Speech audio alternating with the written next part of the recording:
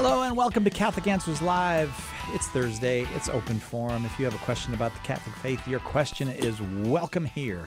I am Cy Kellett, your host. Our number is 888-318-7884. Open forum means open to everyone, whether you're Catholic or not Catholic, and open to any question having to do with the Catholic faith. And today, we'll probably be broad in our acceptance of questions. If you got a question of a more generally philosophical or religious nature, it doesn't have to just be something specific to the Catholic faith. Those are welcome as well, because our guest this hour and next is one of Santa's favorite elves, Jimmy Akin, senior apologist here at Catholic Answers. Hi, Jimmy. How are you doing, Cy? I am very well. I am actually in a state of delight right now. Okay. Oh, good. Good for you. That's always nice. Because of your magnificent Christmas outfit that you're wearing right now.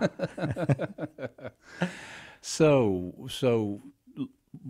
would you care to describe it for the people on radio who can't would. see us? I would describe, first of all, a red-headed bearded man Sure.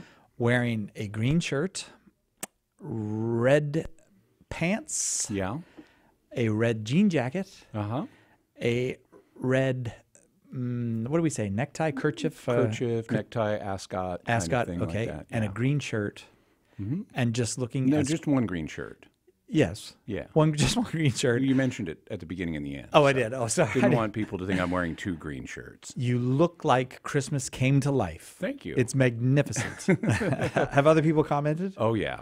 Oh, Yeah. that's good. No, it's That's a good. bit of a change because normally, ever since I lost all the weight that I had been striving to lose, I said I'm not going to hide in dark colors anymore, and so I've been wearing white. I've been Right. wearing white pants and a white jacket. And Right. a while back, I was out and I saw someone wearing red pants, and I thought, oh, red pants had never occurred to me, so I ordered some of those. I ordered a red jacket, and I've worn this outfit before, although with a red shirt, because I was going to That is very red. Yeah, That's well, a lot of red. There was a reason, because I was going to an English country dance for Halloween that was themed as "Come Dressed as a Dance."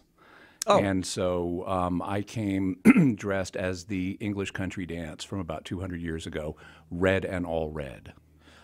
Boy, did you. But then I said, oh, I can put a green shirt with this and I can have a Christmas outfit. So that's what I'm wearing today. And you can see it on streaming. You go to the Catholic Answers YouTube channel or whatever after the show and check it out. Or I'm going to put it on. I had Tim Ryland take a picture of me in the hallway of Christmas just outside the radio studio. Which Marie did. Yeah. Assistant how about producer that? Marie did a magnificent job. Oh, sorry, And, Darren. Darren helped too, right? Yeah. But I'm going to put that up on Facebook on Christmas Day and wish everyone a Merry Christmas. I marry already. It's not even Christmas yet, and I already feel merry. Again, 888-318-7884, the number. Lots of people on the line, so we will start taking calls. Matt from Denver, Colorado, listening on 1060 AM. You start us off today. Your question for Jimmy. Yeah, hello, guys. I do have a question regarding the Eucharist. And how many times can you receive it in one day? For instance, if I was to go to 7 a.m. Mass and received it, could I then go to 5 p.m. Mass and receive it again? You could do that. The way canon law is written and the way it's been interpreted by the Pontifical Council for Legislative Texts is that you can receive communion apart from danger of death. If danger of death gets involved, you can receive another time. But apart from danger of death, an ordinary person can receive communion up to twice a day, provided that the second time you are participating in a Mass. The first time could be just a communion service, or you could just be walking through a church when they're celebrating Mass, but you're not really there participating. But the second time, you need to be participating in the context of a Mass. How's that, Matt? Okay, so yeah, just clarification on that. So if I went to the full Mass in the morning and the full Mass again at night, then could I still receive? Yeah. That's right. That would be up to twice a day. The requirement is the second time must be a Mass you're participating in. If you're also participating in a Mass the first time, that is fine. Thanks, Matt. Thanks for that question. I think a lot of Catholics will be surprised that you can receive communion even though you have not attended the fullness of the Mass. I think people find that surprising. Yeah, and I maybe have been taught different things about that. But as you said, so you're walking by. There is no requirement in the law that says you must have been at Mass from any certain point up until communion time in order to receive communion. You could literally be walking through church and join the communion line and leave church. Now, that would not fulfill your Sunday obligation. Okay. Your Sunday obligation requires you to participate in Mass, but there is not a requirement that you experience any particular amount of the Mass in order to receive communion, as illustrated by the fact you can receive communion entirely outside of Mass, such as at a communion service. Indeed. All right. Matt, a great question to start us off with. Thanks very much for that question. Let us go now to Aaron in Illinois, listening on 95.9 FM. Aaron, your question for Jimmy Akin. Hi, Jimmy. Thanks for taking my call. Sure.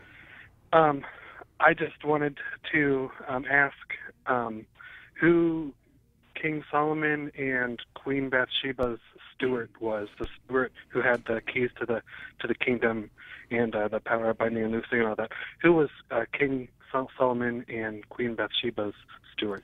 Well, so the master of the palace or chief steward or however you want to translate it was an institution that was common in royal courts in the ancient Near East. And we know that there was such an individual in the case of the Davidic kingdom, because we later in Isaiah even learn the names of a few men who occupied this office. I'm not aware of a biblical passage that says who it was during Solomon's day. There may be one, but I'm not aware of it.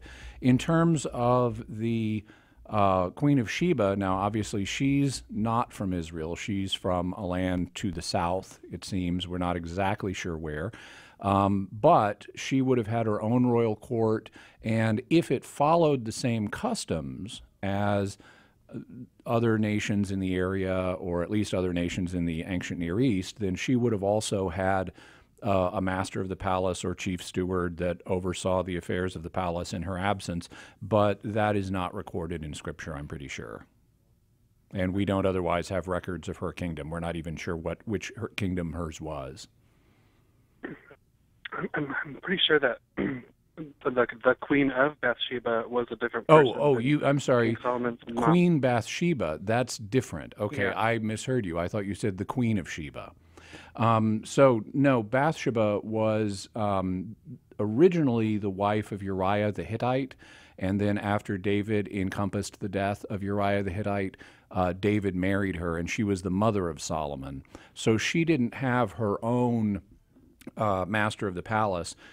The master of the palace would have been employed initially by her husband David and then by her son Solomon once he became king. And over that lengthy span of time, there probably would have been more than one master of the palace. But as I said, I'm not sure if Scripture records the name of that official at this time or not. I'd have to do further research. Thanks, Aaron. Thank you very, very much. 888-318-7884, the number. It's open forum today on Catholic Answers Live. It's also Advent. Maybe you got a question about Advent. Maybe you got a question about the sacraments. Maybe a question about can you attend Mass on Christmas Day, or anything having to do with the Catholic faith is welcome. And when Jimmy's here, we usually expand that out a little bit. If you have a question of a more generally religious or philosophical nature, we're happy to take that as well. 888-318-7884. 888-318-7884 is the number. You can still save money on hundreds of items in our online shop. You just enter CA Live 18 at checkout when you visit shop.catholic.com to save 30% off hundreds of books and DVDs and CDs, including Jimmy Akin's brand new book, Teaching with Authority. We've extended this discount through the end of the year, but act now. Those prices go away January 1st. 30% off at shop.catholic.com if you use the promo code CALive18. Have a question? We've got answers. Catholic Answers Live. Catholic Answers Live is brought to you in part by CatholicSingles.com, the website for Catholics who want to meet others who share their faith and values for faith, fellowship, and love. You can learn more at CatholicSingles.com. Catholic Answers Live thanks CatholicSingles.com for their generous support. Homeschool Connections, an online provider of courses for your Catholic homeschool, is a sponsor of Catholic Answers Live. Homeschool Connections website is homeschoolconnections.com. I'm Jeanette DeMello, Editor-in-Chief of the National Catholic Register and co-host of Register Radio with Matthew Bunson. Join us every week as we talk with the Register's expert writers and editors about the news you need to know and offer authentic Catholic insights on the important stories that impact your life. Register Radio, every Saturday at 7 p.m. Eastern and Sunday at 11 a.m. Eastern, here on EWTN Global Catholic Radio.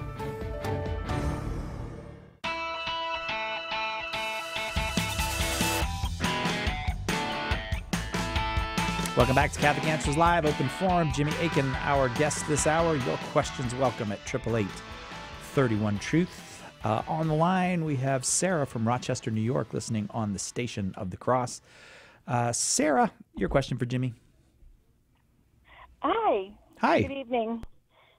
I have a question about contraception. Okay. My husband and I just became Catholics this Easter Vigil. Congratulations. And thank you. And we've been married for about a year and a half, and I have medical condition. I have polycystic ovarian syndrome and a... I'm sorry, I missed that. Could you say that again? What kind of condition do you have? It's called polycystic ovarian syndrome, Okay. or PCOS, Mm-hmm. and then type 2 diabetes. Okay. That I'm unmanaged. So my blood sugar I'm working on it, but my blood sugar is out of range. Oh. So my doctors have said that I can't get pregnant, or it could endanger me or the baby. Okay. So my question is, I have conflicting thoughts on it, but my husband is adamant in abstinence for now, because he doesn't believe in birth control. But if I were to take birth control, I know that there's a sin attached to it, but would that sin transfer to my husband if I'm the one that's participating in that, I guess, is the best way to ask it? So there's sort of two questions here. So I'm going to answer the second question first, and then I'm going to look at the issue from a little broader perspective. In terms of if one spouse is committing a sin, like birth control, as long as the other spouse is not being required to do anything wrong, like use birth control him or herself, then the spouse who's not using birth control is not engaging in something sinful, as long as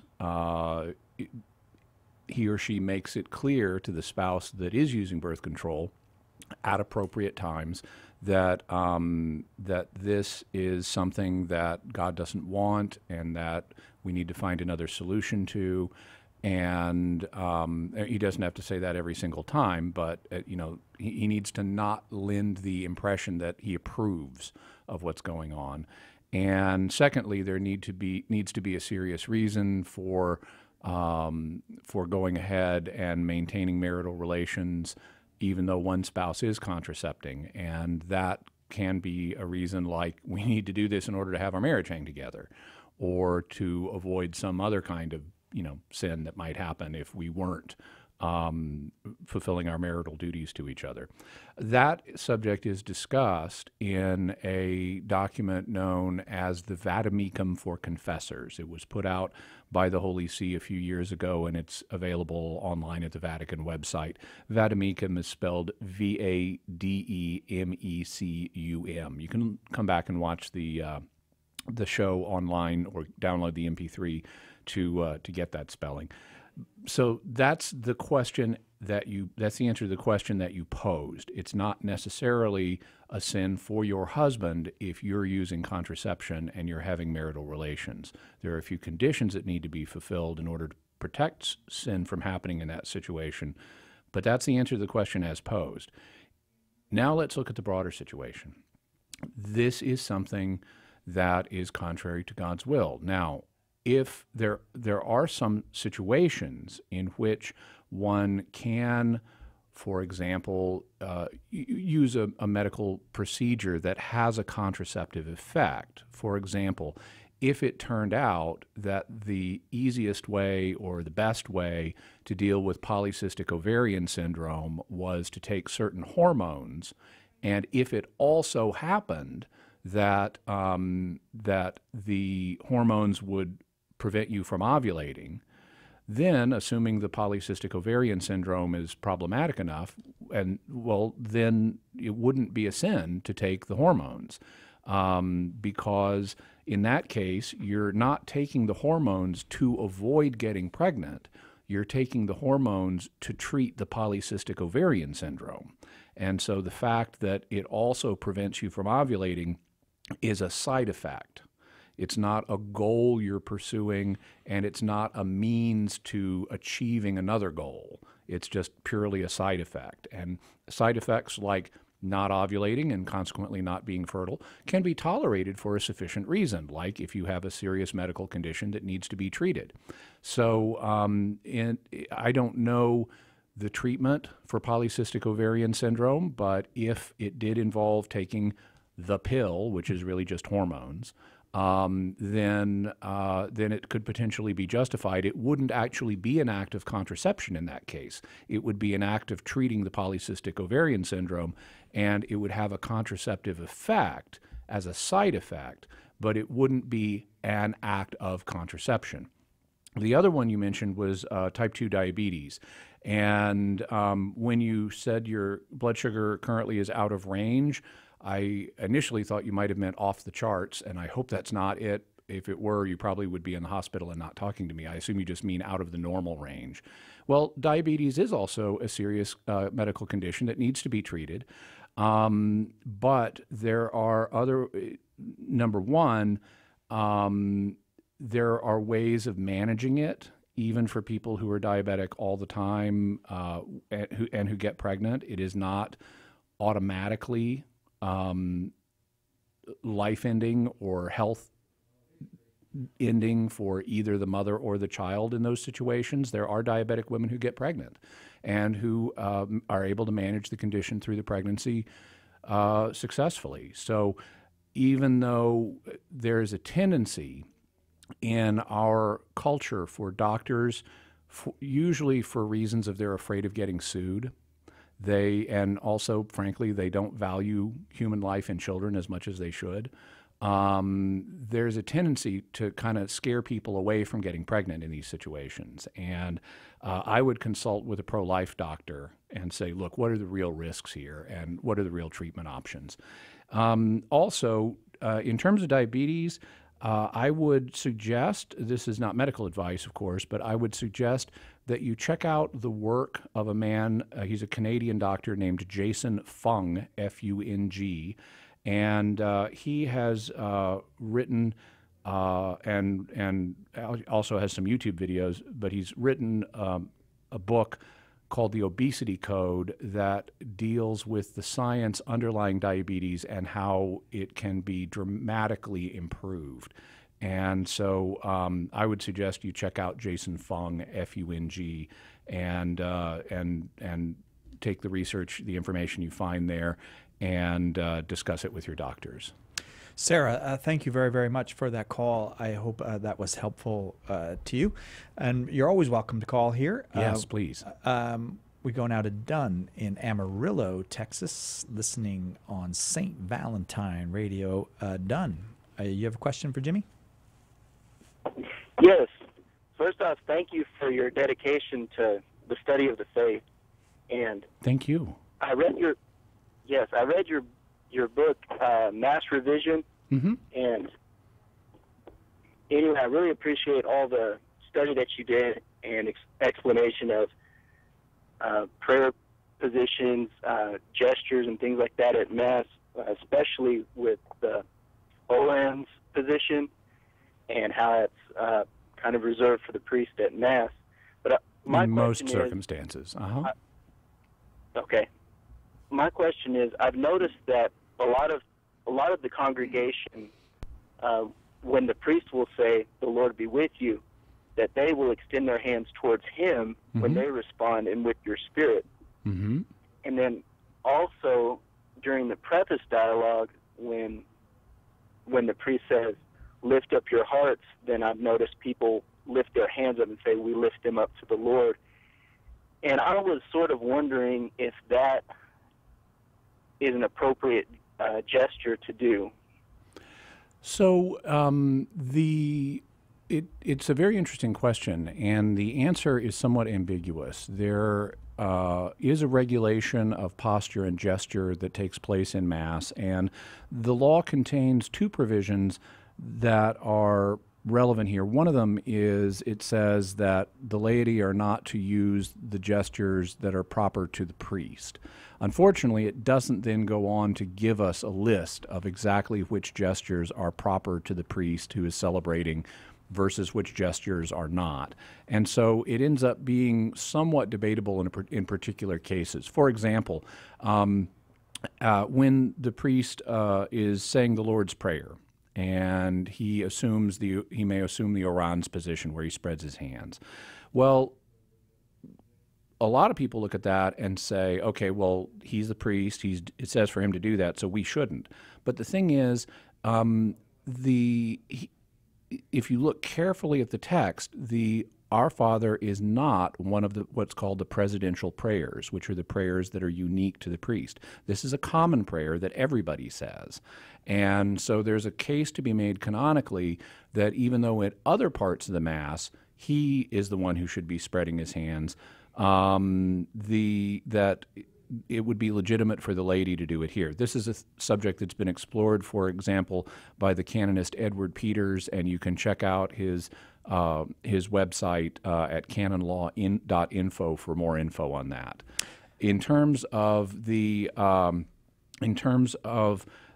kind of natural responses that people do, like if someone is greeting you and they spread their hands, it's kind of natural to spread yours in return.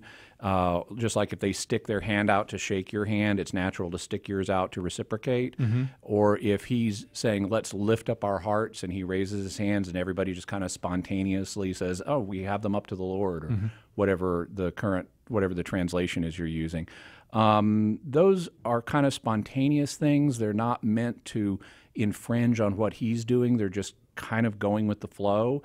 And my perception at this point is that the Holy See is rather relaxed these days regarding that kind of gesture. Even if you go back a few decades, you'll find notes from the Congregation for Divine Worship saying that we mean these regulations to apply in kind of a broad way, but not to insist on a kind of rigid uniformity that we're trying to protect the role of the priest from the laity, like assuming a priest-like role at Mass, but just answering a gesture by imitating, or answering a greeting by making the same gesture back at a person. That's not infringing on his office.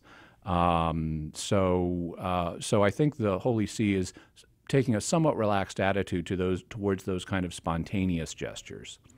Thank you, Dunn. I hope that was helpful. Let's go to Cully from South Florida, listening on the Catholic Answers app. Cully, your question for Jimmy. Hi. I was asking him about how the Messiah would be of the house of David. Mm-hmm. Now, I have friends who are Jewish and comparative religion majors. Mm-hmm. And they tell me, I obviously believe otherwise. Okay. By the way, Cully, just so you know, we're like less than a minute or so from a hard break. What's your question? Okay. Well, I'll be very quick about it then. They've said to me that because there was no marital relations between Joseph and Mary, that there's no way that the child Jesus could be of the house of David because there was no marital relations. Okay, all right. So here are two possible responses to that. Number one, Jesus was the adopted son of Joseph, and since Joseph was of the line of David, Jesus would therefore have been adopted into the legal line of David. Adoption was a common practice, including royal families. It was often used when there was a need to obtain a male heir when there otherwise wasn't one. And so it was recognized at the time that you could be adopted into a royal line even if you weren't born into it. Second answer is Mary may have also herself been of the line of David. Paul says in Romans that Jesus was descended from David according to the flesh, and although that could mean just in a human way, it could also mean that Mary in particular was of the line of David, and thus that Jesus had Davidic descent biologically from her as well. So whether it's legally through Joseph or biologically through Mary, it was quite possible for Jesus to be of the line of David. Cully, I don't know if you listened to Catholic Answers Focus, but coming up, Jimmy and I have recorded a couple on the nativity narratives of Jesus, and one of them is completely devoted to the genealogies of Jesus and all the cool stuff you can find there. Just go to Catholic.com, click on radio. You'll find under that Focus, and it'll be up in, when will it be up? A week or two? Yeah. Nick says a week or two. More Open Forum with Jimmy Akin right after this on Catholic Answers Live.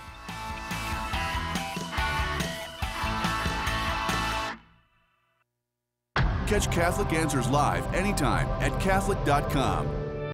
Advent is upon us and Christmas approaches. Catholic Answers wants you to know about our annual Christmas sale with hundreds of great faith-building resources all on sale at 20% off when you enter the promo code CALive18 at checkout. With great new products on doctrine, church history, morality, apologetics, and much more, there's simply no better time to stock up on resources to build up your faith and the faith of those around you. Phone 888-291-8000 or go to shop.catholic.com today to take advantage of what is truly the best Catholic sale on the internet going on now through the end of the year. And remember, enter promo code CALive18 at checkout and save 20% on hundreds of great resources throughout the store.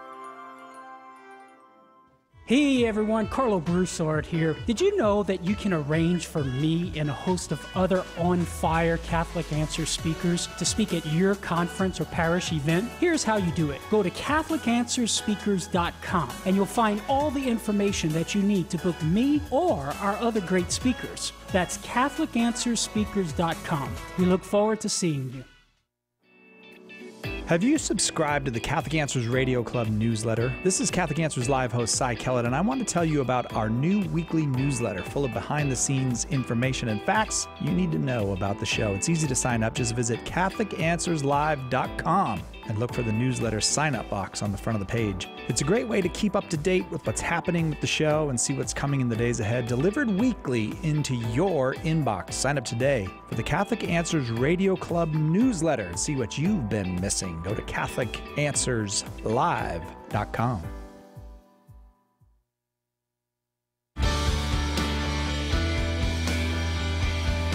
Tomorrow on More to Life, our annual on-air Christmas party. Join the More to Life radio family as we celebrate the season. We promise hijinks will ensue. Now, back to Catholic Answers Live.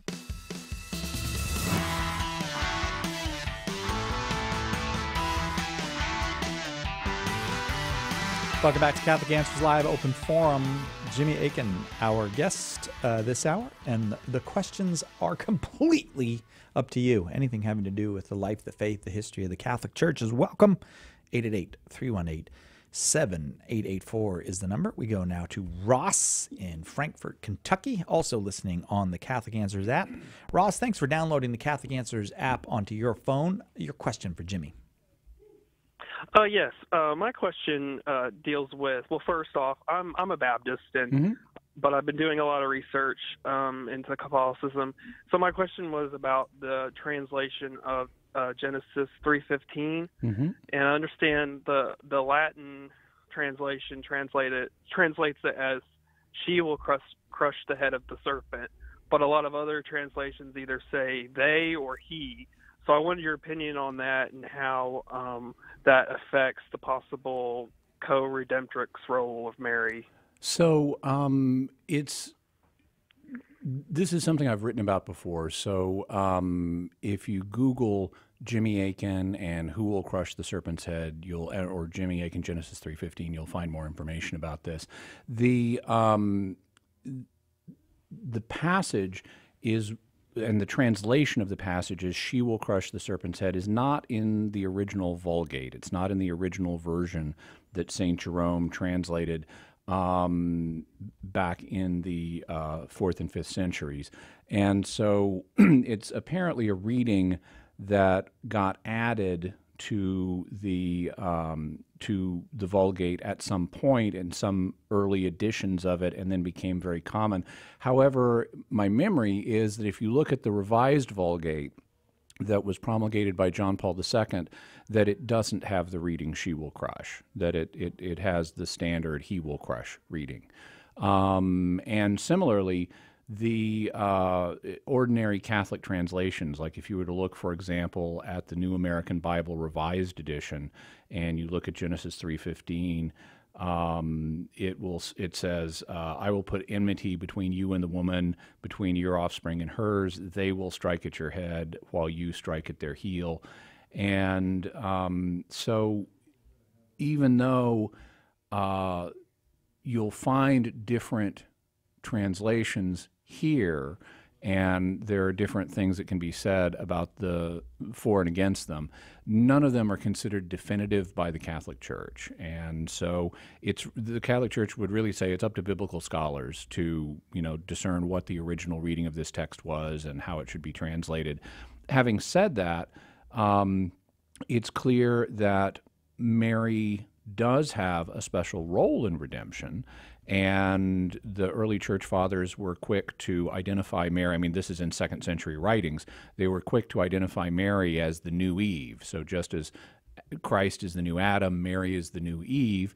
And there is a sense in which through Mary, Satan's head was crushed, because it was through Mary that Jesus entered the world, and Jesus crushed Satan's head.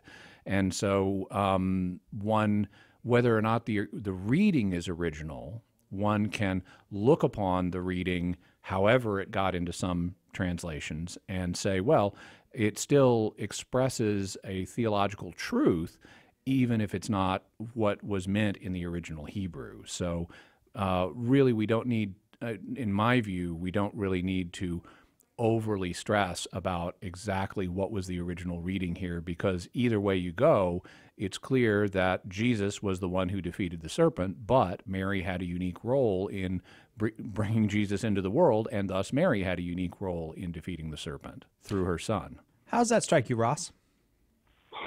That sounds good. Oh, and by the way, I really enjoy your podcast, Jimmy, Mysterious World. So thank you so much. Thank you. We've got a lot of great episodes of Jimmy Akin's Mysterious World planned coming up. What about the Doomsday Machine one? Did you get to that one, Ross? Yeah, I think I've listened to all of them. I've caught up, I think. Doesn't that one frighten you, though? Oh, well. He's thinking about it. Okay, Ross. Tomorrow, this Friday, I have one on Jesus' birth coming up. So that'll perfect be nice timing. for Christmas. Yeah. I don't know if you know this, but we're celebrating that. Yeah. And then next Friday, we have the hunt for the lost planet Vulcan, which astronomers used to report seeing in our solar system, but they're not reporting seeing it now. What happened to Vulcan? Nancy from Cleveland, listening on the Rock Radio. You are up next. Nancy, your question for Jimmy. Hello. I'm an extraordinary minister, and I recently took communion to somebody. I was always taught that you're just supposed to let Jesus melt in your mouth and then swallow him. And this person chewed it, and I just was like, it just took my breath away, because I just thought it was wrong. And I said to the person, I thought we weren't supposed to put our teeth into them. It just kind of scared me. So okay. I understand why it would be why it could be disturbing to you if you hadn't encountered that before. This is really a matter of personal piety. There isn't a church law about this. You will not find You will not find statements in canon law or liturgical law saying that you must let the host melt in your mouth, that you must not chew it, or you must wait until it dissolves to the point that you can safely fold it with your tongue or anything like that. That's simply not part of the church's law. Individual people may have that as part of their personal piety, and if that's a way that you show respect and reverence for Jesus, then that's fine. But it's not required for other people to do that.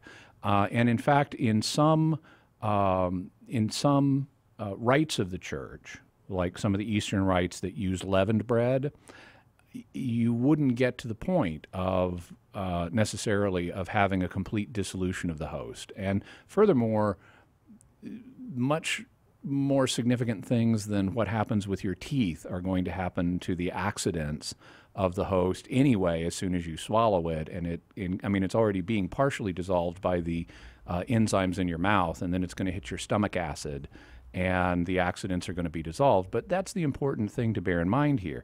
Even though Jesus is really present, he's not being hurt. He's not being dissolved. Whether you chew the host vigorously or whether you let it soften due to moisture and enzymes, he's not being hurt one way or the other. It's simply the accidents or appearances of the of bread that are being dealt with, whether by your teeth or your tongue or your saliva or your stomach acid. It's the accidents that are being affected, not Jesus. Jesus is glorified in heaven, and he's not injured in any way by what happens. And so consequently, it's a matter of personal piety whether you want to chew or not chew, and the church has no law on that. And consequently, even though I understand that if you're coming from one of those pious perspectives, that it can be disorienting to encounter someone who has a different sense of piety. But as St. Paul indicates, we should, in matters where we have liberty like this, we should refrain, from thinking ill of each other and respecting the differences in piety that other people have. Okay, Nancy? Gotcha. Thank you so much. Thank you very, very much. Thank you.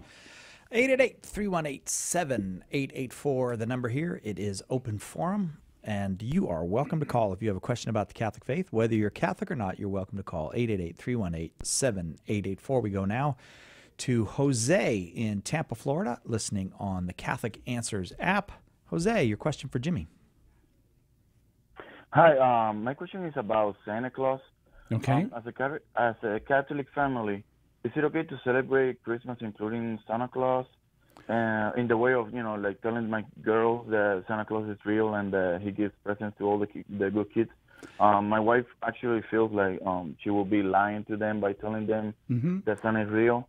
And if it's not okay, what can I do to explain, especially my family, that they have so high hopes of doing the whole Santa Claus thing with them, since, it's the first granddaughters that are really, really young. Okay.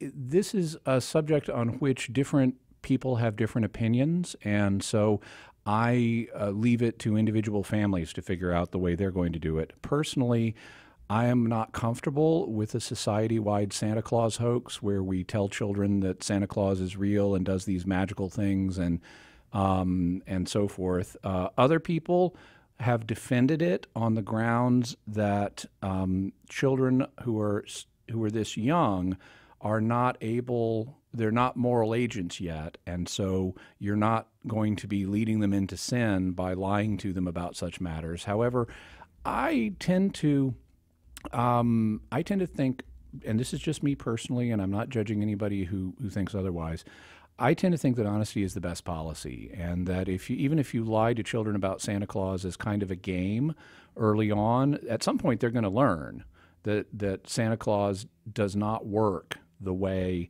that society depicts it as working. And so, sometimes kids will feel let down by that. They'll feel lied to once they realize it. And they may, in later years, even use that as a justification for rejecting other things their parents tell them. And so my thought, if If I ever had children, it would be, we're not going to participate in the Santa Claus hoax. Now, that doesn't mean we wouldn't find ways of incorporating Santa Claus into Christmas celebrations. There was a real St. Nicholas who lived in the 300s in what's now Turkey. He was one of the participants at the First Council of Nicaea that defined the divinity of Christ. And so talking about the historical St. Nicholas is totally fine. And in that sense, you can say there is a Santa Claus. In terms of him flying around the world with reindeer and giving presents to people and so forth, I wouldn't even necessarily exclude, like, having an appearance by Santa Claus at a Christmas party, and very small children are not going to understand what's going on anyway. They're just going to know this is colorful and fun. But especially if some kind of gift or sweet comes with it. Exactly. But I would be inclined to, as quickly as possible, as soon as a child is able to understand, help them understand this is a game. That this is a game we play for fun. And so you can have the Santa Claus game and you can have fun with it as a family. I just wouldn't be inclined to tell children this is literally real. But that's my opinion. Other people have their own. There's no official church document There's on no this? official church document on this. We have to apply the principles of moral theology as best we can. Jose, thank you very, very much for that call. Right now, we got a free ebook available. If you go to the Catholic Answers Facebook page, they've been doing these free ebooks, and we'd love to give them to you. There's one right now called Seeking the Star of Bethlehem. You can get your free copy just by going to the Catholic Answers Facebook page, find the little pinned advertisement or whatever you call it for it, and you can have that free ebook right now on the Catholic Answers Facebook page, Seeking the Star of Bethlehem. Call us now with your question on Catholic Answers Live. He is only one of 4 popes honored as the Great. Matthew Bunson and the Doctors of the Church. St. Leo I was pope at a time when Roman civilization was being overrun by barbarian armies. He stood as a light in the darkness and even saved the city of Rome from destruction by Attila and the Huns. Leo died in 461. For more about the Doctors of the Church, visit doctorsofthechurch.com. St. Paul's street evangelization isn't like other evangelism you might have seen on the streets. We don't yell, and we don't force anyone to pay attention to us. Instead, St. Paul's street evangelization is committed to presenting a positive, passionately Catholic presence to a world hungry for truth. For more information, or to start a chapter of your own, go to www.streetevangelization.com. That's streetevangelization.com. It's time to do our part.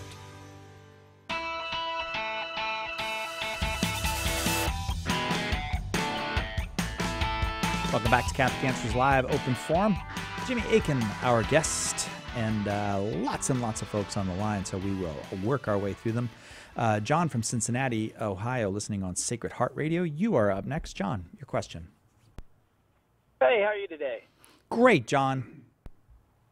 All right. Well, my question is about something that I recently had a term put to. I have always grown up believing that the church taught us, I'm Catholic myself, that in the end, Christ's desire for unity is such that our efforts at ecumenicism should be to eventually convert the whole world to believe in Jesus through the fullness of truth with the Catholic Church. But someone recently described that to me as being called the ecumenism of return and said that the church no longer teaches that. So I'm trying to find out what's true. Well, you will have people who say things like that, who say that the church doesn't teach the ecumenism of return or things like that. I think that that's a misguided way of approaching the subject, or at least it's not the best way to express the truth in this area. The truth is, Jesus said right at the end of Matthew's gospel that his church was to go into all the world and make converts of all the nations, of all the Gentiles, teaching them to observe whatever he has commanded us. And so he indicates that this mission is directed at all the world, at everybody. And secondly, he's indicated that it is to communicate everything that he has taught us. And so the fullness of the faith. It is not an option to say, oh, we don't want to share the fullness of the truth with some group of people, or we don't want to encourage them to embrace it. To adopt attitudes like that would be to refuse the Great Commission, and that's simply inconsistent with the mandate that Christ gave us. So I would say we have a mandate from Jesus Christ to share all of the truth with all of the people. Now, having said that, there is a practical question of how much unity and can we achieve in given cases, and what's likely to happen before the second coming, whenever that might be. And there may be some situations where you say, okay, the best way, because even though it's God's will to have all people in communion with his church and in the fullness of the truth, we're not given to understand from the Bible that that's actually going to become a reality by the second coming. In fact, we have pretty strong indications that the church will have opponents that are persecuting it at the time of the second coming. And so consequently, we shouldn't necessarily assume that this is going to be achievable in any particular case. A given person has free will. A movement is made up of people. We may or may not be able to achieve full reconciliation with a given group of people. We'll have to see in particular circumstances, and we may or may not find it advantageous to share particular bits of truth with people at a particular moment. Jesus himself in John's Gospel tells even the disciples themselves, you have many things, I have many things to say to you that you cannot now bear. So Jesus himself recognized that there's a time and a season for putting an emphasis on certain truths, and it's not always an opportune time to talk about every single thing. And so consequently, we have to exercise prudence in dealing with other people, whether they're non-Christians, whether they're fellow Christians, but who belong to a different theological tradition. The overarching goal still needs to be the Great Commission. It still needs to be share all the truth with all the people, and encourage them to accept it because it's true. But in particular situations, there can be sort of tactical or strategic questions about what's the best way to approach this person or this group of people right now. How can we best help them grow closer to God in this situation? And that may or may not mean an immediate invitation for them to become Catholic. Oftentimes, for them to be receptive to becoming Catholic, there's some preparation that has to be made. And just like when you're proposing marriage to someone, you don't want to do that on the first date, because it would be scary and intimidating. In the same way, when you first meet somebody and you're befriending them and you're starting to talk to them and share the truth with them, you don't want to immediately demand that they become Catholic. And the same thing is true not just of individuals, but of movements that you're working with. And so it can be legitimate to go slow in some of these things and trust that God will guide this relationship in the future, even though we do need to keep the overall goal of sharing all of the truth with everybody in mind. One thing that I think is kind of open for discussion is whether the use of the term return is the best term to be used in some of these situations. Return, even though it does express a truth with regard to, say, a group of Christians that has left full communion with the Catholic Church and then achieves reconciliation with it, framing it in terms of return could actually, it expresses a truth, but it's not the only way to express what's happening there. You can also frame things not in terms of like, well, you need to return, but which implies a fault on the part of somebody. Yeah. You can all, especially when they weren't even the person who committed the fault of leaving communion, that was their ancestors maybe centuries ago. Mm-hmm. So they're not to blame for it. Instead, it can be framed in terms of let's proceed together and see about, can we establish full communion with each other?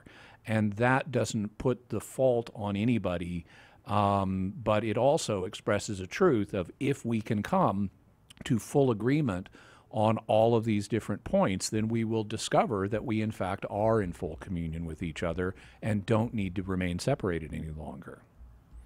Oh, okie dokie. I hope that was helpful to you. John, I beg your pardon. I had a little John brain from cramp. Cincinnati. Had a brain cramp for a second there, John. We'll go to Joe from Cleveland, Ohio, listening on the Catholic Answers app next. Joe, your question for Jimmy.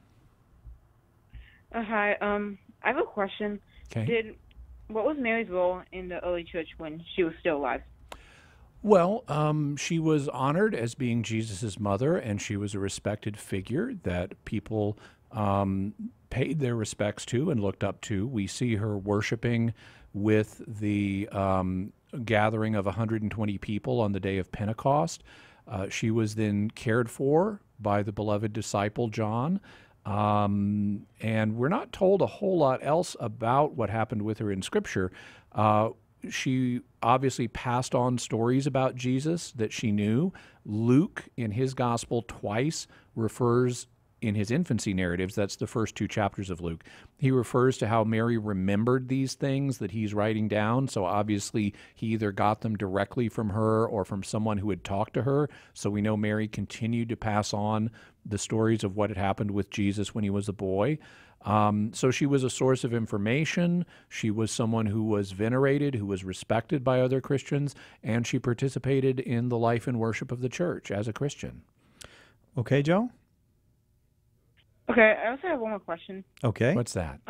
Is it true that she appealed to St. James in Spain when she was still alive? I think it's Our Lady of the Pillar. Yeah, this is something that we don't have solid historical evidence for one way or another. Over the course of time, there have been a lot of stories told about the saints, and some of them have a solid historical basis, and others we don't have information that really proves them, and this is one that goes in that latter category. But there are other stories about the saints that are very definitely historical and that we do have good information on. Okay, Joe? Thank you. Thank you. Thank you so much for that call. Again, it is open forum here on Catholic Answers Live. We welcome your call at 888-31-TRUTH. Let's go to Natalie from Florida, listening on YouTube Live. What a name for this time of year, Natalie. Happy to have you with us. Your question for Jimmy. Hi. So a friend of mine has recently joined a denomination that has a lot of far-out beliefs. Okay. And our conversations keep getting stuck on the fact that we don't hold to the Sabbath, even though it's a commandment. Okay. And they really strongly hold that the Lord's Day. By the way, just so you know, we're about 2 minutes away from a hard break. So can you give me your question? I want to give you a good answer. Sure, yeah. Just with the Lord's Day, they don't really believe that refers to Sunday. So how do we explain why we don't celebrate Sabbath? Okay. One of the things that there's a lot I could say here, and I would suggest going to Catholic.com and typing in the word Sabbath. You'll find additional information about this that'll be more than what I am able to go into right now. But one of the things I would point out is there is no natural law that says this day is suddenly holy. That's established by religious law, but it's not established by natural law. Saturday is just a space of time like any other day is just a space of time. And so it's really religious law that establishes one day is holy and another is less holy. In terms of what is obligatory for Christians to celebrate, we are not obliged to celebrate the ritual requirements of the Mosaic Law, things like circumcision and food laws and Sabbaths. And that's something that's made clear in the Epistle to the Colossians by St. Paul. If you look in chapter 2, he talks about how the various observances of the Mosaic Law were like a shadow pointing forward to Christ, But now that Christ is here, those observances are no longer required, even of the Jewish people. And so he says, therefore, let no one judge you in meat or drink or in a Sabbath or a new moon or a festival. Sabbath, new moons, and festivals being the three kinds of holy days in the Jewish liturgical calendar. And so that's why Christians celebrate the Lord's Day as the day of Christ's resurrection, the 8th day, not the 7th-day Sabbath. And you can read more about that at Catholic.com. Just type in Sabbath. Natalie, thanks very, very much for that call. It remains open forum. And guess what? Jimmy's going to stay with us for another hour. So we get to enjoy Jimmy's very colorful presence and helpful presence for another hour. If you haven't called, the number is 888-318-7884. If you're already on the line, hang on. We're going to get to that call when we come back right after this on Catholic Answers Live.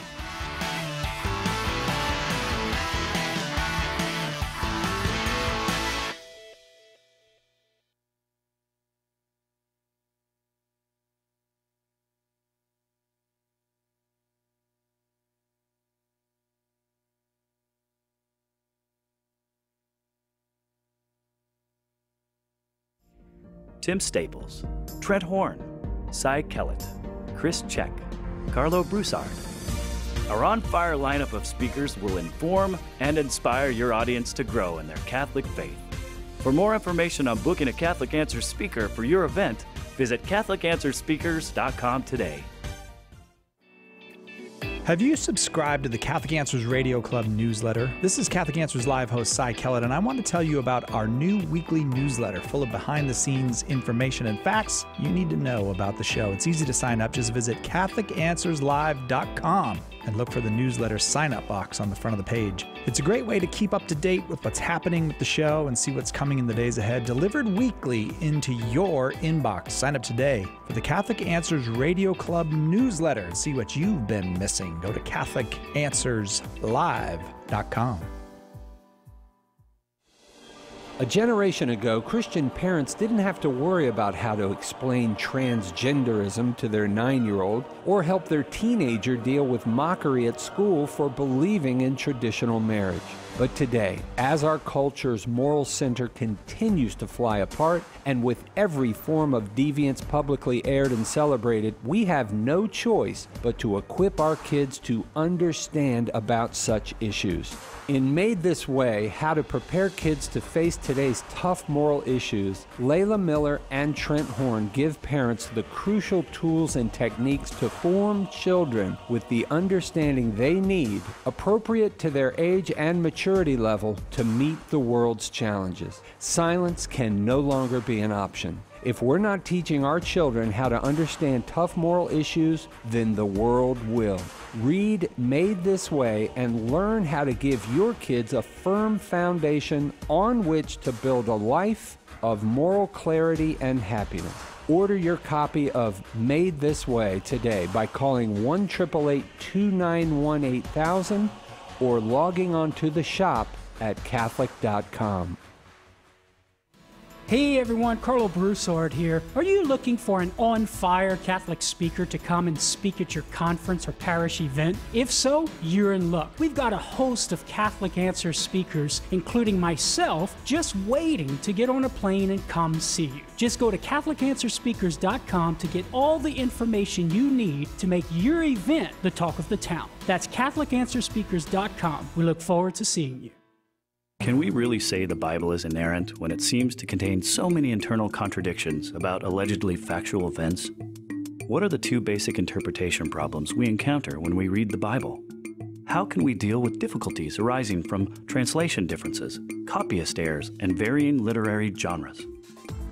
20 Answers Bible Difficulties gives you the tools to recognize and reconcile common kinds of Bible difficulties, and addresses the specific ones that most often embolden skeptics and dismay believers. 20 Answers Bible Difficulties is part of the 20 Answers series from Catholic Answers, offering hard facts, powerful arguments, and clear explanations of the most important topics facing the Church and the world, all in a compact, easy-to-read package. Visit shop.catholic.com today and take a look at this exciting series from Catholic Answers Press. Advent is upon us and Christmas approaches. Catholic Answers wants you to know about our annual Christmas sale with hundreds of great faith-building resources all on sale at 20% off when you enter the promo code CALive18 at checkout. With great new products on doctrine, church history, morality, apologetics, and much more, there's simply no better time to stock up on resources to build up your faith and the faith of those around you. Phone 888-291-8000 or go to shop.catholic.com today to take advantage of what is truly the best Catholic sale on the internet going on now through the end of the year. And remember, enter promo code CALive18 at checkout and save 20% on hundreds of great resources throughout the store.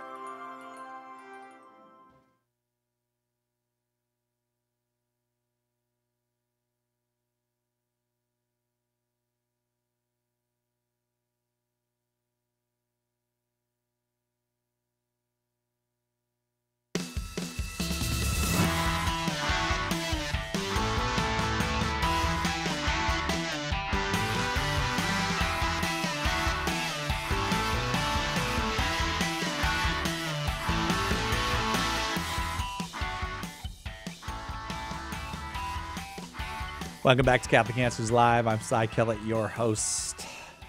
It's open forum today.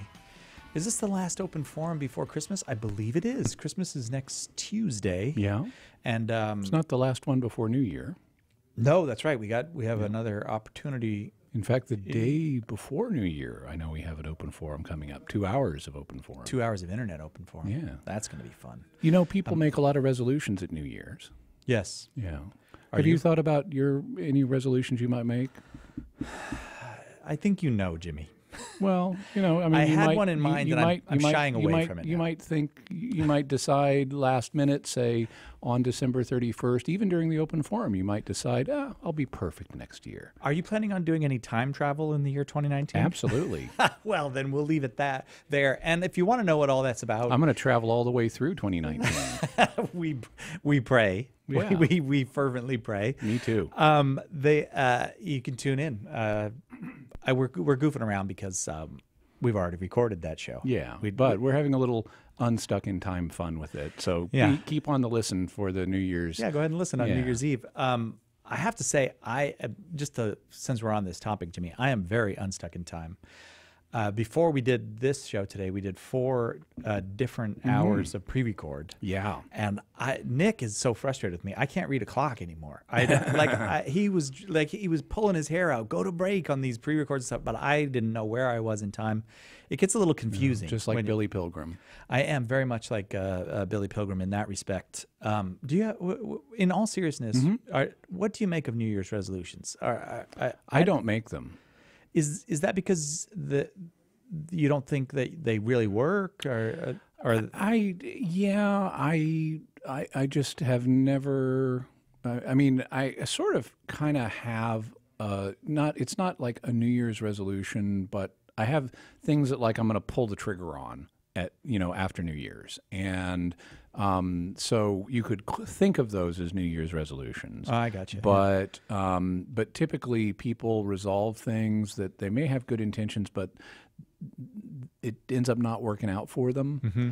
And so rather than make a commitment that I think is likely to not work out for me, mm-hmm. I'd rather not make a commitment and have the experience of failure, which would further demotivate. Instead, I would rather say, here's just something I'm going to do now. Yeah. And then do it. And off you go. And if it works, it works. If it doesn't, it doesn't. Yeah. Does any of it involve driving cattle overland to Kansas City? Not this year. Not this year? All right. But I know you are a Texan. Well, yes. And they've been known to do that. And my family has been in the cattle industry and had a ranch and really? All that kind of stuff. Oh yeah. That's so weird. I didn't even know that. Oh yeah. And my grandmother. Now she lived to be was it 96 or 98? She actually kept the cows living on her own until she was 83. Really? Yeah. And were they milk cows or she was raising beef? They were beef cows. Uh-huh. It had been milk cows like I guess back in the 40s and 50s. She and my grandfather had run a dairy then, but by the 80s and 90s and early aughts, it was beef cows. Don't you love the smell? I mean, people... beef? Absolutely. Of beef. Oh, I'm glad to hear that. I like a cattle farm. It's just, like when you get it at different places here in California. But if you head out towards El Centro out there, you'll get that cattle. I like it. It's nice. It's maybe because my uncle. Yeah, and if you head too far out towards El Centro and head north a little bit, you're going to get the salton sea smell. Oh boy, that's a different thing. That's a different animal. But my uncle had cows, and we used to visit him in the summertime. So I think it's associated with happy memories. Sure. Okay, well, let's go on with our open forum. Okay. In case you're just joining us this hour, I would like to repeat something that I said the first hour. Jimmy is dressed magnificently for the show today. And if you get a chance to see it on Facebook or YouTube or Periscope, go do that, because it is magnificent. The Christmasiness. You can't leave him hanging like that. Got to describe it if you're going to raise it. Red pants, red jean jacket, red ascot, green shirt, and the usual red beard and long red hair. Right, and also green handkerchief. Green handkerchief. It is a magnificent look. Both traditionally Christmassy and entirely unique in a Jimmy Akin way. Joseph in Charlotte, North Carolina, you are up first this hour. Your question for Jimmy Akin. Oh, hello. How you doing? Very well, thank you. How are you, Joseph? Doing fine. I'll cut to the chase. I guess I've been Catholic for a while now. I grew up Christian, and slowly over the last year, I guess just in reading New Testament scholarship, I just kind of adopted the view that some of the scholars that some of the New Testament documents are pseudepigrapha. So like they claim to be written by an author who actually didn't write it. So like First Timothy was not actually written by Paul, for example. I just kind of adopted that view, and then like I remember reading a translation of a particular New Testament translation by a Christian, and he actually even would say, "We don't know who wrote this document," like in reference to like some of these ones say, "Hi, it's Paul." Well, I guess the translator didn't think it was Paul, and I just kind of believe that now, and I'm not sure if that's okay, because I think there are some Catholics who think that's okay, like Raymond Brown, I think possibly, I'm not sure. But like, I don't know, I'm not sure if that's something that Catholics are dogmatically, like, they have to believe that everything was actually written by the authors who claim to be.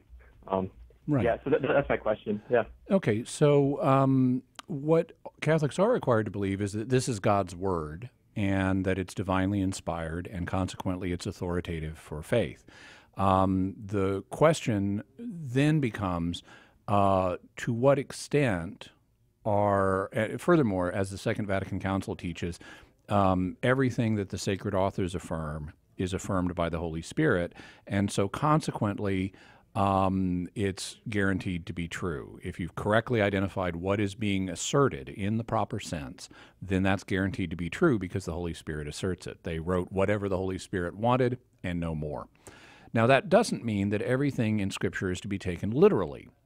There are various clues in a lot of books. I mean, there are a lot of different literary figures of speech that are not meant literally. They still express a truth, but you have to look underneath the literal wording to find out what the truth is. Like when Jesus tells a parable, when he says there was a father and he had two sons and this happened, he doesn't mean he's talking about a literal specific father with two sons. He's telling a spiritual lesson. You have to look underneath the literal wording to find out what the truth is that he's expressing. And in a lot of prophetic works, you have symbols. Again, like in Revelation, you have the symbol of the dragon with 7 heads and 10 horns, which is then mirrored in the person of the beast. Well, we're not talking about literal dragons here. This is a symbol of the devil and of a great persecutor of the church who is under the power of the devil. You look in the Old Testament and you find some books like Judith. It looks like the whole book is basically a parable, because right from the very first verse, you have Judith. You have the plot set up in Judith involving a woman whose name in Hebrew means Lady Jew. She's the equivalent of Miss America. That's what Judith means, is a Lady Jew. So she's a personification of the nation, like Miss America, and she's set up against a general sent by Nebuchadnezzar, who is portrayed as the king of the Assyrians. Well, everybody back then knew that in actuality, Nebuchadnezzar was the king of the Babylonians, the greatest enemy of God's people, not the king of the Assyrians, the second greatest enemy of God's people. And if you read it in context of the time, it would be like, if you were to transpose all that into a modern key, it would be like reading a book about Miss America, who is defeating a general sent by Adolf Hitler, king of the Russians. It sounds like a Marvel movie a little bit. Yeah, indeed. Or in D.C., Liberty Bell instead of Miss America. Yeah, okay, right. But to an ancient, it would have been immediately obvious this is a kind of parable, not literal.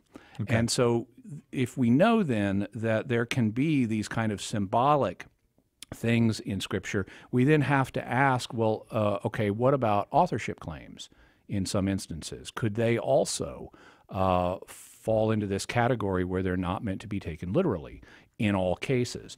Well, if you look at the book of Wisdom, you have, which is one of the last books of the Old Testament to be written. It was written in Greek. It was probably written in the Jewish colony at Alexandria.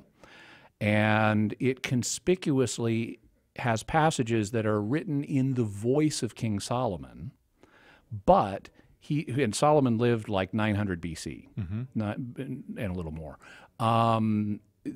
But he's interacting conspicuously with ideas from Plato. And everybody would know, okay, these four virtues he's talking about, these are Plato's. Which is about, what, 350 BC? Or and 400 in that area. All right. So it's like 500 years after Solomon's time. So this looks like another thing. It's not literal that this was written, is even claiming to be written by Solomon. It's instead saying, well, here's the kind of thing that Solomon would have said in response to Plato. And so you even find people in the ancient world acknowledging, yeah, this wasn't written by Solomon. Jerome talks about how it was written by Solomon's friends, meaning people who studied Solomon's thought, and like they wrote this kind of as, here's what he would have said if he were living today. Yeah. But it wasn't meant to fool people into thinking this was literally written by Solomon. And so if we know that this is the case, then various scholars will argue that there are certain types of literature in the ancient world where the authorship claim was not meant to be taken literally. And like, say, for example, the students of somebody could write a work in the name of their master after their master had died, because as his students, they're going to know what his thought is, and they can express it for other people and to address new questions and so forth. Plato did it for Socrates. Plato did it for Socrates, yeah.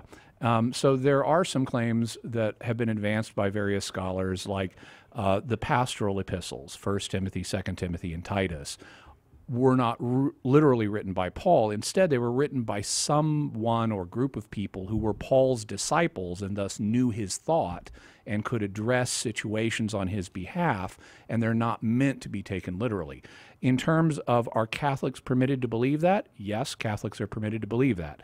The Catholic Church doesn't have any teachings about who wrote particular books of Scripture. That's considered a historical question. The mandatory thing for Catholics is that these, regardless of who wrote them or when they were written, they are God's Word, they are divinely inspired, and consequently they're authoritative for faith. Now, having said all that, personally, I find the arguments that Paul did not write the pastoral epistles are entirely unconvincing. I think Paul did write the pastoral epistles. I think there are good defenses of that it can be approached from a number of angles. But one resource I would recommend, it's actually by an evangelical scholar, but if you check out The Historical Reliability of the New Testament by Craig Blomberg, Blomberg. He goes into the authorship claims and looks at the arguments for and against, and I think he makes a good case that all of the literature attributed to St. Paul in the New Testament is actually by St. Paul. Joseph, we'll leave it there because we got to talk with assistant producer Marie for a minute here. Thank you very much for that call, Joseph. Marie, I feel like we need some help in parishes. We do. Actually, we have a program for that. Would you like to hear about it? I sure would, Marie. Okay, what great. a natural conversation we had. We have a parish partner program here at Catholic Answers, and it is an opportunity for you to share your love of Catholic Answers with the people in your parish. And basically, you go to CatholicAnswersLive.com and sign up to be a parish partner, and I send you a box of free supplies, and it's stickers and flyers and just cool little things that you can hand out to people to get the word out about Catholic Answers Live. The other thing I wanted to mention really quickly was that our radio club got to be the exclusive pool for our contestants for our quiz show tomorrow. Oh, so you're also here to say you should be in Radio Club.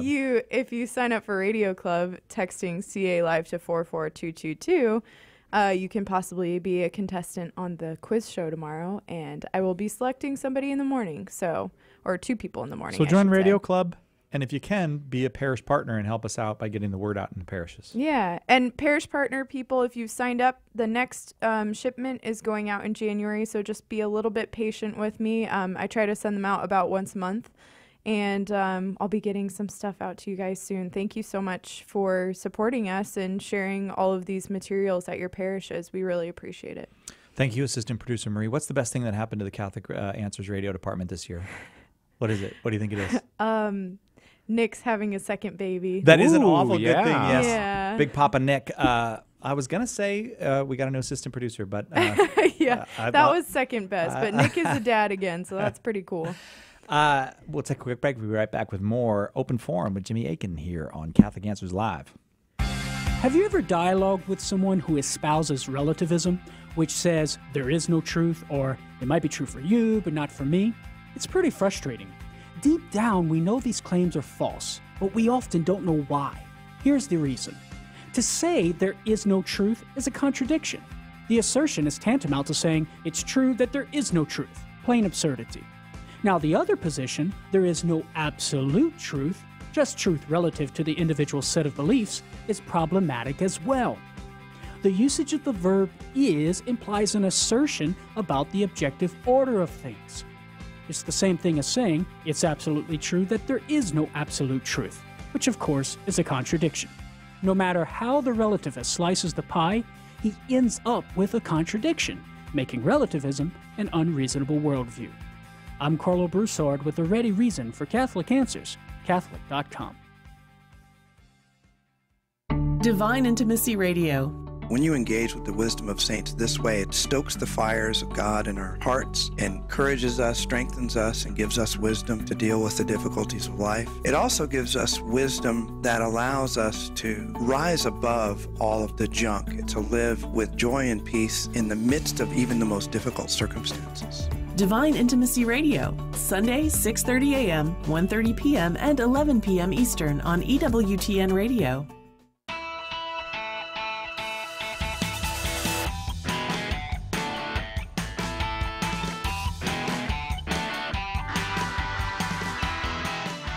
Welcome back to Catholic Answers Live, Open Forum. Everybody here in the radio department is in trouble right now because we talked about all these good things that happened in the radio department, and we forgot to mention that someone else is having a baby. Our director and his wife, Darren, he and she are having another baby too. They're having their third baby, so that's good news as well. So, man, I really hope Darren's at Costco or something right now, and he didn't hear that. Do you think we're safe?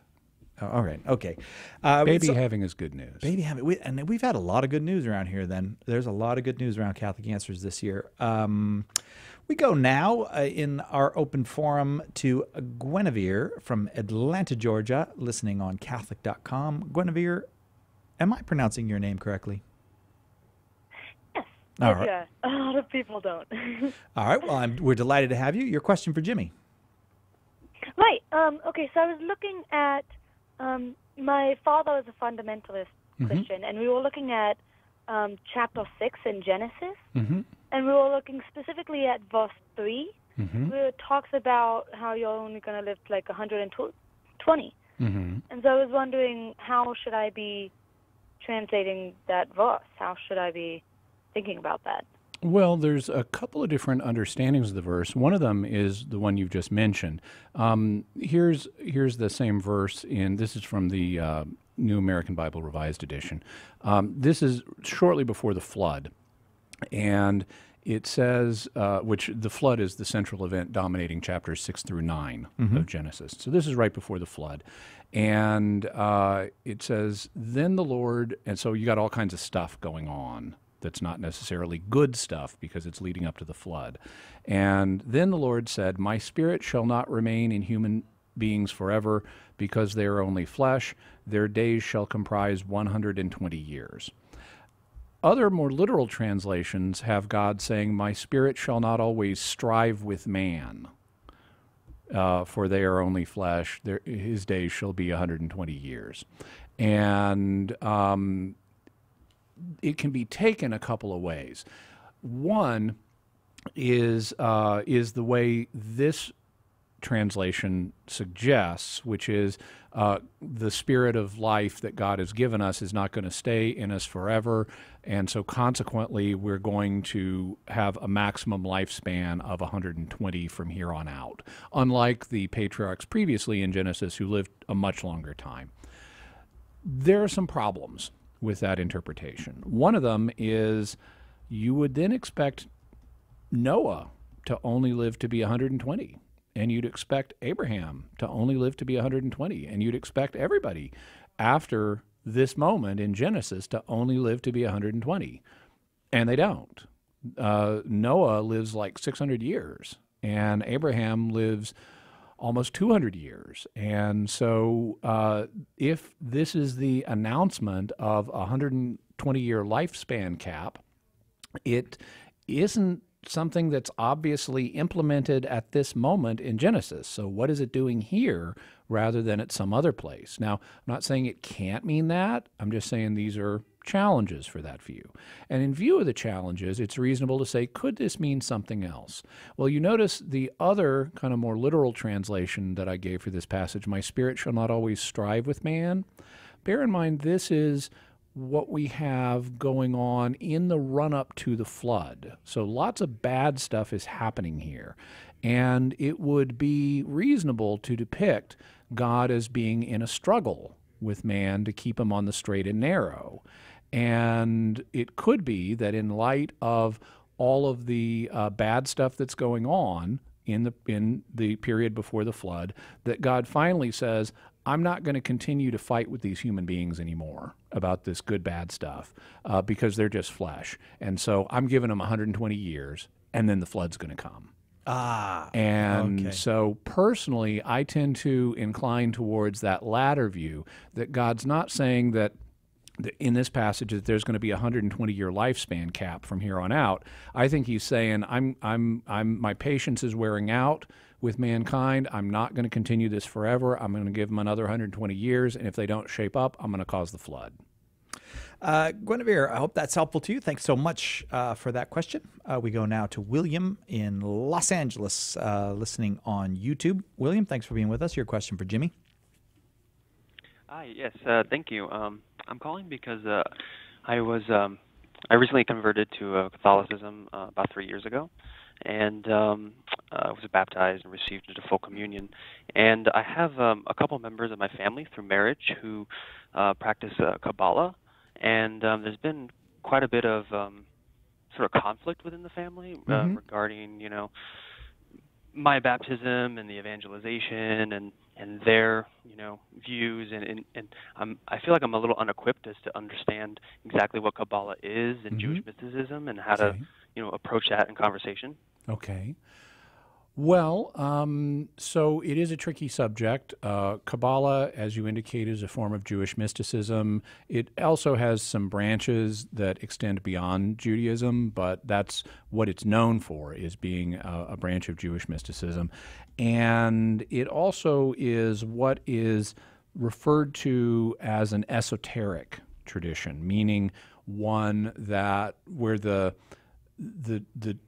ideas or teachings of the movement are to some degree, or at least historically, were to some degree kept secret and not publicly talked about. The opposite of an esoteric tradition is an exoteric tradition, where you just let it all hang out and say, this is what we believe. In reality, esoteric traditions tend to become exoteric over time. And it looks to me like that's basically what's happened with the Kabbalah movement. Part of the complexity of this is you will get different stories from different people about the origin of Kabbalah. You will have devotees of the movement, some of them anyway, saying, oh yeah, these ideas were revealed by God to Adam and Eve in the garden. Well, if that's the origin of Kabbalah, then obviously it's true. Yeah, that's a lot of weight. But the problem is we just don't have evidence for that. I mean, every movement claims that it has every movement of a revealed nature claims its revelation comes from God. The question is, what evidence do we have? Well, unfortunately, we don't have videotape of Adam and Eve in the garden with God revealing this stuff to them. Not even Betamax? Not even Betamax or even Laserdisc. So what does it look like the historical origin is? Well, one of the foundational texts of Kabbalah is a work called the Zohar. And want to wrap it up on the other side? We'll wrap it up on the other side. Okay. If you can hang on, William, we'll get right back to this on the other side. It's open forum today. Jimmy Akin's our guest, and your calls continue to be welcome at 888-31-TRUTH. Right back with more after this.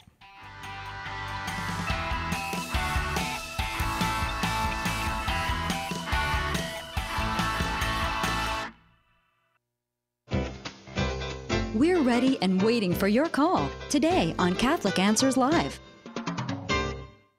Christmas is coming, and with Advent already upon us, we want to make sure you know about our annual Christmas sale with hundreds of great faith-building resources all on sale at 20% off when you enter promo code CALIVE18 at checkout. With great new resources by Jimmy Akin, Trent Horn, Christopher Check, and other great Catholic teachers, there's simply no better time to stock up on resources to build up your faith and the faith of those around you. Phone 888-291-8000 or go to shop.catholic.com right now to take advantage of what is truly the best Catholic sale on the internet, going on now through the end of the year. And remember, enter promo code CALIVE18 at checkout to save 20% on hundreds of great resources throughout the store. Is the church wrong on contraception? In a culture that worships the pursuit of sexual pleasure, the Catholic Church's teaching on contraception can seem archaic and unintelligible. Its critics say it's outdated, theologically unfounded, and even harmful. And even faithful Catholics can have difficulty explaining this moral teaching. Catholic Answers is out to change all of that. That's why we've just released Trent Horn's dynamic new DVD, The Case Against Contraception. Using scripture, papal and magisterial teachings, natural law, and new insights provided by social science and medicine, Trent puts forward a compelling case for Catholic teachings with his trademark charity and persuasive graciousness. Be prepared to give a defense. Order your copy of The Case Against Contraception today by calling 1-888-291-8000, logging on to the shop at Catholic.com, or asking for it at a good Catholic bookstore near you.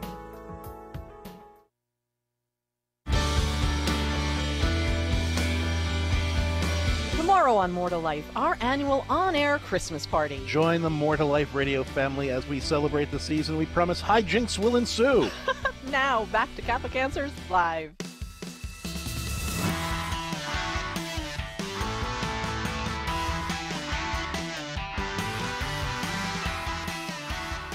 Welcome back to Catholic Answers Live.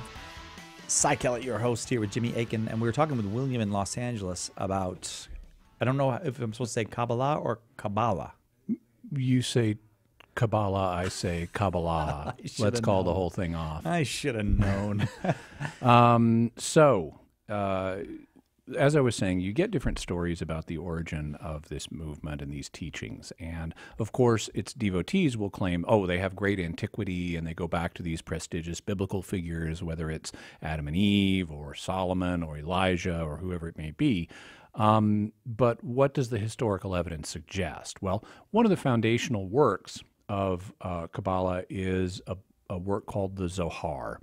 And according to the guy who published it in the 13th century, a man named Moses de Leon, it was written by an early rabbi named Shimon Bar Yochai, who lived in the 2nd century, and he went to a cave and studied the Torah and was inspired by Elijah to write the Zohar, which then became a very important text in Kabbalah. Well, so to my mind and to the minds of most scholars, that's a problem. If you say this is written by someone in the 2nd century and it's not published until the 13th, nobody has heard of this book for over 1,000 years. Mm-hmm. What are the odds that it was actually written in the 2nd century and preserved in secret for 1,000 years, as opposed to it was a forgery dating from the 13th century that was attributed to someone back in the 2nd century as a way of giving it prestige? Mm-hmm. And so recent scholars have said it does not look like this book was actually written in the 2nd century. It looks like it was written by Moses de Leon in the 13th century. And so if that's the case, then this very foundational, important text in Kabbalah is only like 700 years old. It is, and we don't have the kind of antiquity for this movement or these teachings that are claimed. So that can be something that's very difficult to discuss with people who are coming from another perspective. What I would recommend in terms of talking with these folks is get some background on Kabbalah from both a pro-Kabbalah perspective, so that you know, I mean, if you want to engage with these people, you need to be educated about their views. And so I would say read things on Kabbalah from their perspective. You might even ask them to recommend things to you. But then also read things from a different perspective. And by sorting your way through those things, you may be able to have some constructive dialogue. Obviously, you want to be respectful, and you want to ask questions, and you know, with the idea of understanding their position. You don't want to just go in and attack their position. You want to understand it sincerely before you start offering a critique of it. And so I would say do some investigation first. There's also a judgment call that has to be made about the extent to which you want to engage these family members. Jesus himself noted that a prophet hath no honor in his own country and among his own family. And so oftentimes the hardest people to evangelize are those who are closest to us. And it may not be the right time for you to evangelize them right now. And so you may not want to engage them right now. You may want to have some more time to assimilate your own faith in the Catholic Church and to learn more about it, and also in time to learn more about theirs, and then you'd be in a better position to engage them. So for now, you may actually find the most practical thing to do is say, you know, I know my faith and I know you have some different ideas, but we both believe in God, and I still love you, and let's just be happy with that for now. William, I hope that was indeed helpful to you. Thank you very, very much for that call. You know what, Jimmy? I said something earlier in the show that was not true, and then I forgot to correct it. Oh, you lied. If not, no. Sometimes you can just make a mistake. Oh, good. Which I'm much prefer to think of you as a mistaker than a liar. Yeah, but you can on any given day think of me as a mistaker. But we did a conversation recorded for Focus about the genealogies of Jesus. Right. I said it'll post next week or the week after. It posted yesterday. Oh, well, that's not a mistake. That's just a shift in temporal perspective. Yeah, I like how you handle these things. We've got so much Jimmy. time travel going on this time of year. So if you want to get the first, we did 2 conversations about the infancy narratives in St. Luke and St. Mark's Gospels, and the first one is on the genealogies. The genealogies. My favorite part. Well, I don't know if this is my favorite part, but I was very interested to hear about the women. Named in Matthew's genealogy. In the genealogy, yeah. So you can get that by getting the Catholic Answers Focus at Catholic.com. Just click on the radio link, and there it is. Let's go to Christina in Fort Wayne, Indiana, listening on YouTube. Christina, delighted to have you with us. Your question for Jimmy. Yes. Hi, Jimmy. Thank you for taking my call. Sure thing. So my question is it wrong to attend a Mitzvah Shrine Circus? It's my understanding that it's a circus run by Shriners. 100% of their proceeds goes to their own Shriners hospitals. And before I returned to the Catholic Church, growing up as a child, I went to the circus for many years. I took my daughter. We enjoyed going. And then this year, my daughter says, "Hey, Mom, you want to go to the circus?" And I said, I've learned some new things, and I don't think it's a good idea. And I had a really hard time trying to explain to her why it's something that we should probably not be going and supporting. And she can't understand how us watching a show would. She just doesn't get it. And I don't know how to explain it to her. Okay. Well, I would say that this is a situation that requires a judgment call, because obviously the church doesn't have a law one way or another regarding going to a circus, regarding who is running it. Now, the Shriners are an organization that have some beliefs that are incompatible with the Catholic Church, and in some countries they've actually been deliberately subversive of the Catholic Church. However, here in America, while they do have some ideas that are contrary to the Catholic faith, they're not as actively subversive of the Catholic Church in particular. In a lot of places in America, the Shriners is basically a men's club. And so they don't have the kind of let's subvert the Catholic Church and try to damage it in society perspective. In fact, a lot of Shriners would profess that they're very open to Catholics and sincerely, and say, I don't have a problem with Catholics. But the American experience, the present day American experience of Shriners is somewhat different than the experience of other branches of Masonry in other parts of the world and in other times. So knowing that they're a group that does have, here in America, that does have some ideas contrary to the Catholic faith, well, how different does that make them from most circuses? Because most circuses are not run by Catholics. I mean, even if there are Catholics who work there, and there may be Catholics who work at the Shrine Circus, for all I know. I mean, the different performers, they may be Catholic, some of them.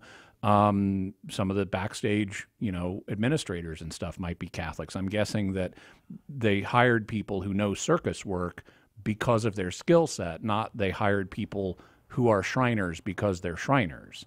That would be my guess anyway. So I would tend to assume that the Shriners' involvement in this is kind of at the upper administrative level. And they would be similar to an organization that is made up of non-Catholics that also has ideas that are contrary to the Catholic faith, but that isn't actively subversive of the church here in the United States. And so given the historical issues with Freemasonry, of which the Shriners are a branch, I would say if there's another circus you could go to, well, that would be great. And, it's always good to support businesses that are, allied with the faith, or at least the Christian faith, in a way, and, kind of, as St. Paul says, do good to all people, especially those who are of the household of God. So I think giving a preferential business option for those who are fellow Catholics or fellow Christians is something that's a good thing to do, but it doesn't mean that you must avoid going to a business just because it's run by people who have ideas that are contrary to the Catholic faith, or who have a historical relationship, or have a relationship with a group that historically in some places has actively opposed the church. I would say that, like in other areas, you have to bring into play what are known as the principles of cooperation, because everybody alive on earth now is a sinner. And if you do business with someone, you're doing business with a sinner. And the question is how to do the most good in the world given that fact. If someone is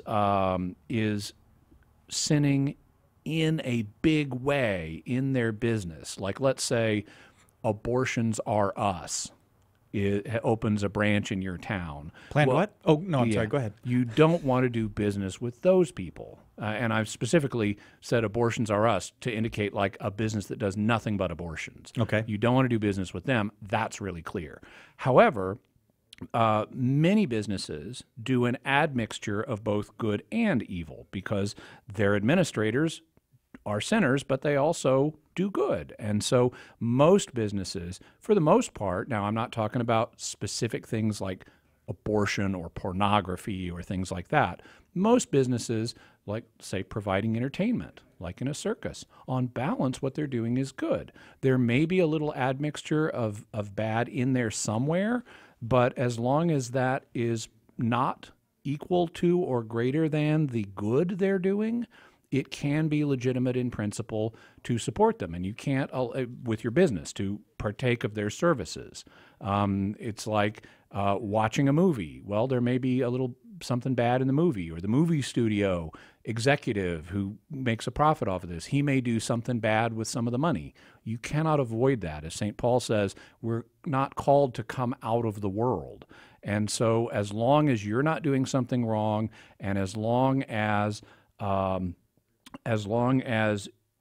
involvement you have with whatever they may be doing wrong is not your fault, you're not endorsing it, and it's a minor portion of what they're doing, not the major portion of what they're doing that's bad, then it can be legitimate to go ahead and patronize their business anyway. So I would say it's a judgment call of do you want to do business with them or not, and that's up to you, and your daughter needs to respect your decision, whatever it may be, but I don't see an automatic don't go to the circus here. Christina, thank you so much. I hope that that was helpful to you. Don't forget, please, that right now we have the Catholic Answers Christmas sale still ongoing. Shop.catholic.com. Save 30% off almost everything there, including Jimmy's brand new book, Teaching with Authority. Just use the promo code CALIVE18 when you check out. It's all about the truth. Catholic Answers Live. Do you love sharing the gospel and want to learn to be more effective? Join the St. Paul Street Evangelization online School of Evangelization. You will learn to build bridges of trust and make disciples by befriending strangers, proclaiming the gospel, inviting people to the church, and praying with others. We'll ask for a pledge of financial support, but if you are unable to give, we'll give you a membership at no cost. Find out more and get involved today at streetevangelization.com.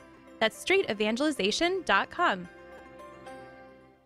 It's the start of a new day and a new year for Morning Glory. What are you listening to when you're getting ready to get the kids to school? What are you listening to on that drive in that's going to wake up your spirit and begin your day focusing and thinking about the faith? You're going to know you're listening to people that care about what you're doing. We want you to get to heaven too. We all want to get there together, and we can have fun doing it. So it's like your morning cup of coffee for your soul. Me included. Yeah. Absolutely. Yeah. Deacon Harold Burke-Sivers joins Gloria Purvis and the Morning Glory team Monday, January 14th on EWTN Radio.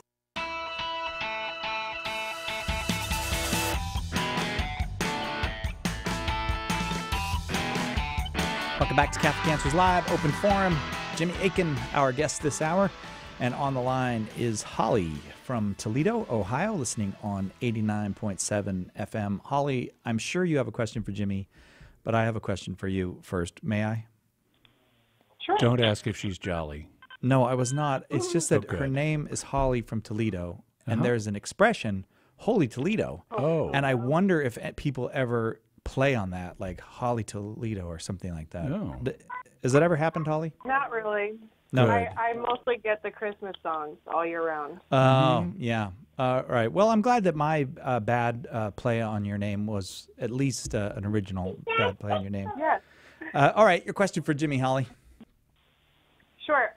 So in the Bible, Jesus says that, he heals the sick and he casts out demons, and he says, "These and greater works will you do in my name." And I'm saying, is it plausible to believe that that's a literal phrase, like that he means that we are meant to cast out demons and heal the sick? Well, so yes, but the question is, who's he talking to, and what does he mean? Does he mean, in the first place, he's talking to his first century disciples, and in particular the 12. So yeah, the 12 are certainly going to do miracles. St. Paul talks about, he wasn't even one of the 12, but he was an apostle. And in his letters to the Corinthians, he talks about how the signs of a true apostle were worked among them. So if you were an apostle, you were expected to go out and not only preach the gospel, but then validate the gospel by performing miracles, at least on occasion, including miracles of healings and things like that. We also know that it was God's will to give various people gifts of performing miracles, including healings. That's something St. Paul also talks about in, for example, 1 Corinthians 12. And there have been reports down through history of Christians who had similar gifts given to them, and there have certainly been reports down through history of people being healed, miraculously through the intercession of the saints. And so those are things that Jesus did mean to continue, and sometimes through the agency of a particular living person who might lay their hands on someone. He also gave us the sacrament of the anointing of the sick for that purpose, which can also heal people when it's God's will. What Jesus didn't say is every single Christian is going to go do these things. And even in the New Testament, it's clear that not every single Christian did these things. St. Paul makes that clear. He, in fact, if you read 1 Corinthians 12, and through 14, he has an extensive discussion of spiritual gifts in which he makes it clear that we all don't have the same gifts, that God has given us individually gifts for the service of the church, but he's given us different ones. And so he compares the different Christians as members of Christ's mystical body to the different organs that are members of our own body. So some of our organs have the function of seeing, our eyes have that function. Others have the function of hearing, our ears have that function. Others have the function of taking us from one place to another, our legs and our feet. And St. Paul draws on this and says Christ's mystical body, the church, is constructed the same way. So some people have a gift of teaching, some people have a gift of healing, some people have a gift of administration. That's one he mentions in Romans 12. And so different people have different gifts, but not everybody has the same gift. And certainly right there in the first century, not everybody has the gift of healing. Furthermore, even when someone does have the gift of healing, it's conditional on its being God's will. Jesus himself, in some locations, we're told in the gospel, couldn't do very much to heal people or otherwise work impressive miracles in a given town because the people there didn't believe in him. They didn't have faith. St. Paul similarly talks about how he is afflicted in a way, and it's a little unclear what he's afflicted by, but he says he prayed several times for God to take it away from him, and God didn't. He also tells Timothy, no longer drink only water, but take some wine for the sake of your stomach and your frequent ailments. So we know that Timothy experienced frequent ailments and wasn't automatically healed of them. So we have to recognize that while, yes, Jesus did mean for there to be a miraculous element in his church, that miracles, including healings, would be performed, and that some people would have a special gift in this regard, that it wasn't, even in the first century, something that was for all Christians or that was meant to be universal. So that's a general sketch of what I'd have to say. Okay, Holly from Toledo? Okay, thank you. No, thank you very, very much. Let us now go to Paula from Canton, Ohio, listening on Living Bread Radio. Paula, delighted to have you with us. Your question for Jimmy. Yes, hello. Hi, I wanted to know. Can you hear me? Yes, what's your question? I wanted to know about if Mary and baby Jesus, or Jesus on earth, had guardian angels. In Mary's case, we have a pretty safe inference that she did, because we're told by Jesus that young children, and certainly that would include all young Jewish children, had guardian angels, and since Mary had been a Jewish person like any other, she presumably would have had a guardian angel as well. In Jesus' case, it's a little less clear because of his special circumstance, being the incarnate Son of God.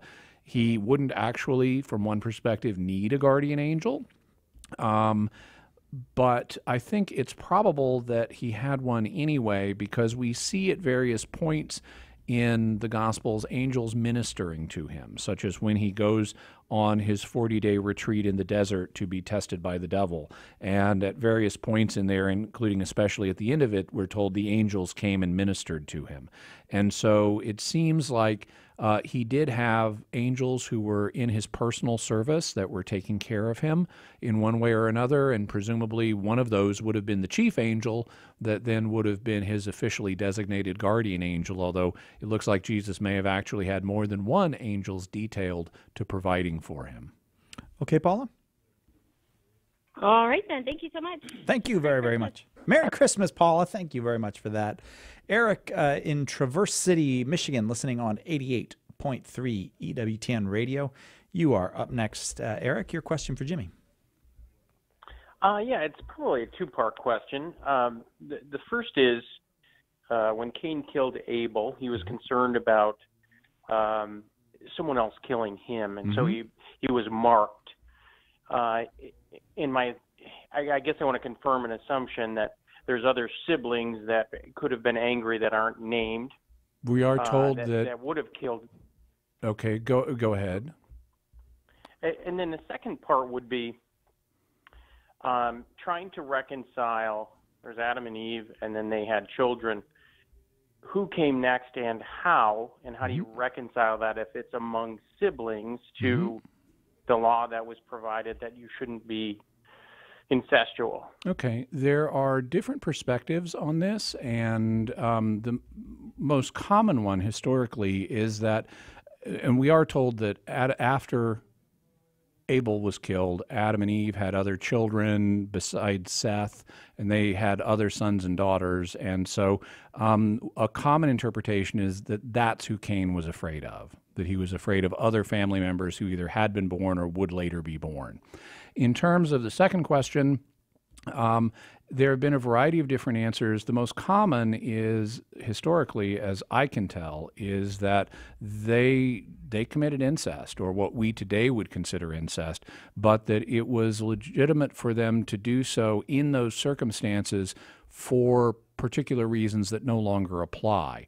Either and this is a very modern speculation, but since people have linked the problems with incest to genetics, some moderns have said, well, maybe their DNA wasn't as broken as it is now, and so they could get away with it without the same problems that people today would have with incest.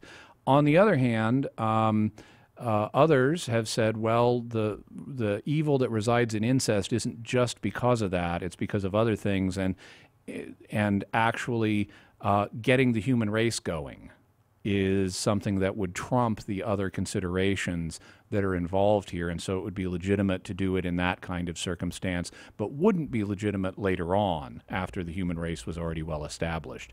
Other people have said, nope, there's no way to justify incest in this case, so they must have not done it.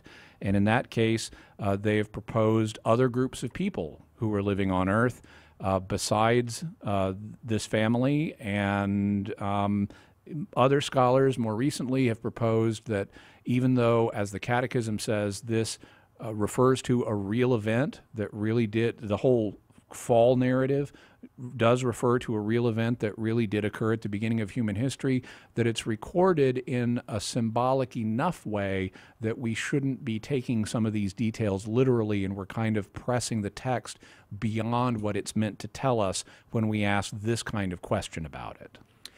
Eric, how's that for you? Fantastic. Appreciate the answer. All right, Eric, we appreciate the call.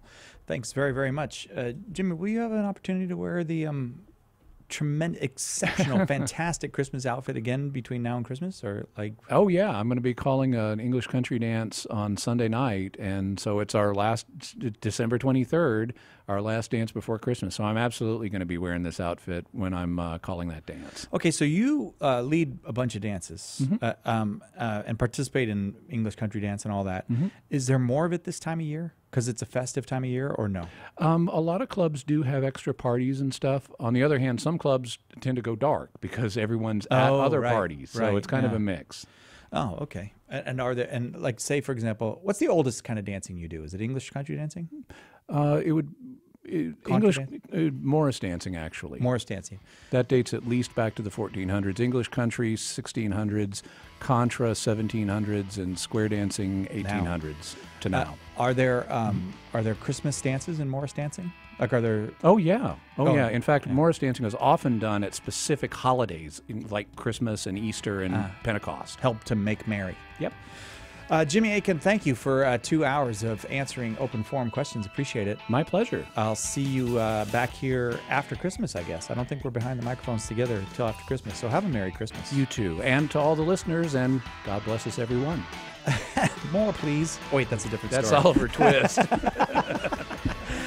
See you tomorrow for a super fun kids show and a game show. And we're going to go out in style before Christmas here at Catholic Answers Live. See you then, God willing.